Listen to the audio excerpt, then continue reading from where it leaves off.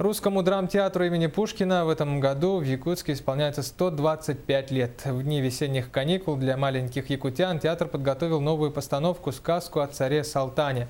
Режиссер спектакля – заслуженный работник культуры Якутии Галина Карасева. Сказка поставлена в жанре фольклорного мини-мюзикла с русскими народными песнями и плясками, а музыка прозвучит в исполнении Уральского оркестра народных инструментов. Премьера состоится 26 марта. Пододвинуть вперед можно? Конечно, всем она известная, знакомая с детства, но при этом хотелось бы ее представить в неком таком виде, чтобы она была интересна и взрослым, и детям.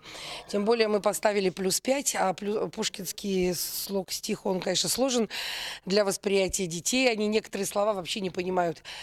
Но, тем не менее, то, что непонятно, мы попытаемся обыграть. Музыка у нас исключительно инструментальная, то есть народные инструменты, электронной музыки практически нет.